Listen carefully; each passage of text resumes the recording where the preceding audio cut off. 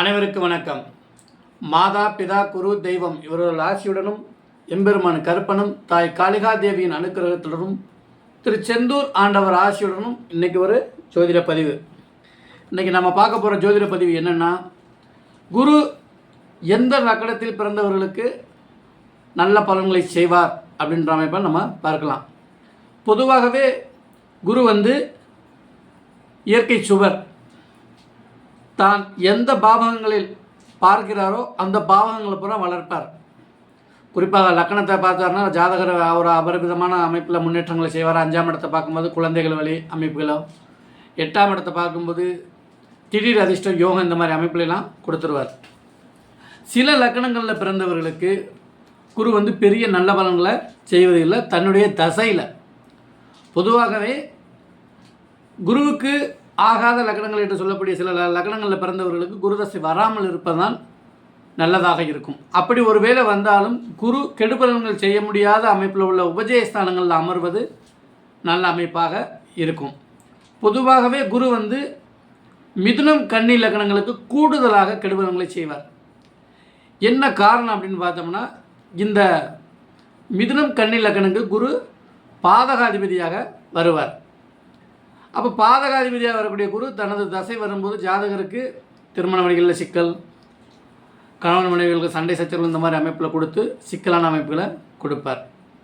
அப்போ மிதுனம் கன்னி லக்கணங்களுக்கு குரு வராமல் இருப்பதே சிறப்பாக இருக்கும். அதற்கு அடுத்தபடியாக எந்த லக்கணங்களுக்கு சிக்கல்களை கொடுப்பார் அப்படின்னு பார்த்தா, தனக்கு எதிர்த்தன்மை கொண்ட சுக்கிரன் ரிஷபம் துலா லக்கணங்களுக்கு குரு கெடுபலன்களை செய்வார். ஏன் அப்படின்னு பார்த்தா, ரிஷப லக்னத்துக்கு 8-11 கூடியவராக வரக்கூடிய அமைப்பில் 8ஆம் இடம் கடன், நோய், வம்பு, வழக்கு இந்த மாதிரி விபத்து, கண்டம் இந்த மாதிரி அமைப்புலையும் கொடுப்பார். ஒரு 20% மட்டும் லாபஸ்தானமான 11ஆம் இடத்து பலனை ரிஷப லக்னத்துக்கு கொடுப்பார். அதே மாதிரி துலா லக்னத்திற்கு 3-8 கூடியவராக வருவார். அப்போ ஒரு ஆதிபத்திய விசேஷமே இல்லாத ஒரு அமைப்பில் வரக்கூடிய குரு பகவான் 8ஆம் இடத்து பலனை கூடுதலாகவும் 3ஆம் இடத்து பலனை முயற்சி, வீரியம், கீர்த்தி இந்த மாதிரி அமைப்புகளில் ஒரு 20-10% தான் நல்ல பலன்கள் செய்யக்கூடிய அமைப்புகள் இருக்குது. பொதுவாகவே குரு ஒரு பாவகத்தில் அமர்வதை விட ஒரு பாவகத்தை பார்ப்பது கூடுதலாக நல்ல பலன்களை செய்யும்.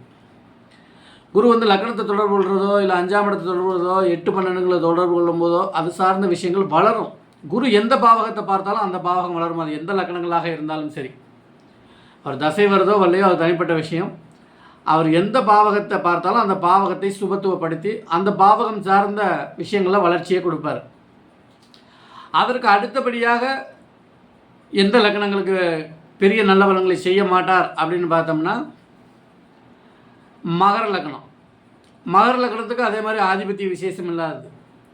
3-12 கூடியவர் முயற்சிகளை கொடுத்து விரயங்களை கொடுக்கக்கூடிய அமைப்பு தான் மகர லக்னத்துக்கு. சனியும் குருவும் சமகிரகமாக இருந்தாலும் ஆதிபத்திய விசேஷம் இல்லாத குரு பகவான். ஏன்னா அவர் மகர லக்னத்துக்கு லக்னத்தில் நீசமாவார்.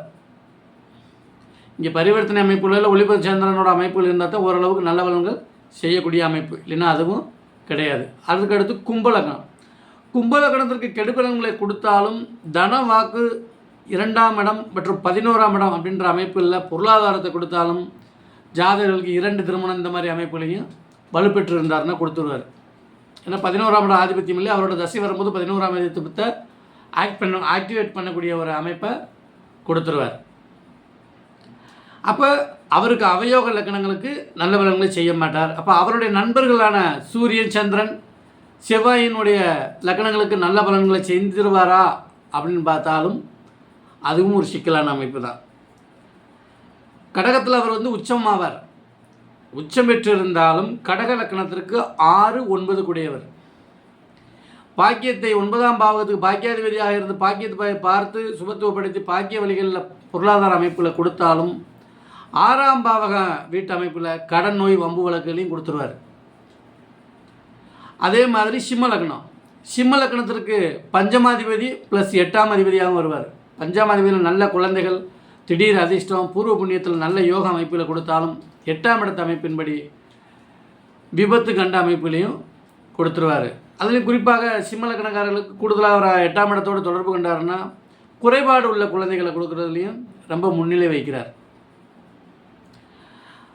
அப்போ அவர் எந்த லக்னத்திற்கு நல்ல பலன்களை பொதுவாக செய்வார் அப்படின்னு பார்த்தோம்னா விருச்சிக லக்னம்.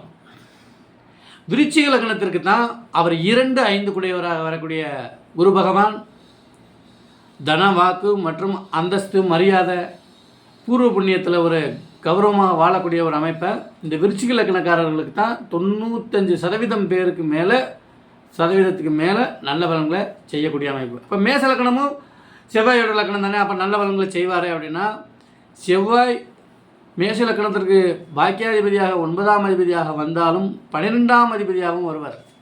பாக்கியங்களை செஞ்சாலும் ஜாதகரை நல்ல அமைப்பில் அந்தஸ்து நிற்க மனிதராக மாற்றினாலும் 12ஆம் பாவக அமைப்பில் விரயங்களையும் ஜாதகருக்கு கொடுத்துருவார். அப்போ குரு இயற்கை சுவரான குரு எல்லா லக்கணங்களுக்கும் எல்லாருக்கும் நல்லதை செஞ்சு விடுவாரா அப்படின்னு பார்த்தா கிடையாது. அவருக்கு நட்பு லக்கணங்களுக்கு 60% 70% கூடுதல் நல்ல பலன்களையும் 30% கெடு பலன்களையும் கொடுப்பார். எப்படி அப்படின்னு நம்ம பார்த்தோம்னா சனி ஒருத்தரை அடித்து கொள்ளணும்னா கருங்கலாலே அடித்து கொண்டுருவார். குரு வந்து ஸ்லோ பாய்சனை கொடுத்து கொண்டுருவார். ஆனால் குருவும் கொள்வார், சனியும் கொள்வார். அவ்வளோதான் வித்தியாசம். இப்போ சிம்ம லக்னத்துக்கு 5ஆம் அதிபதி அவர் தான், 8ஆம் அதிபதி தான். அப்போ 8ஆம் அதிபதி என்ன பண்ணுவார்? கொள்வார். இப்போ ஸ்லோ பாய்சன் கொடுத்து எப்படி தூக்கத்திலேயே மரணம் அடையக்கூடிய ஒரு தகுதியை கொடுத்து விடுவார் குரு. அப்போ குருவை நாம் பலனெடுக்கும் போது எந்த லக்னத்திற்கு எந்த பாவகத்தில் அமர்ந்திருக்கிறார் அப்படின்ற அமைப்புகளை நம்ம பார்க்கணும். பொதுவாக உபஜயஸ்தானங்களில் அவயோக லக்னங்களுக்கு உபஜயஸ்தானங்களில் குரு பகவான் உட்கார்றது வந்து நல்ல பலன்களை செய்யும். மீண்டும் ஒரு பதிவில் நாளை பார்ப்போம். வாழ்க ஜோதிடம், வளர்க ஜோதிடர் ஒற்றுமை.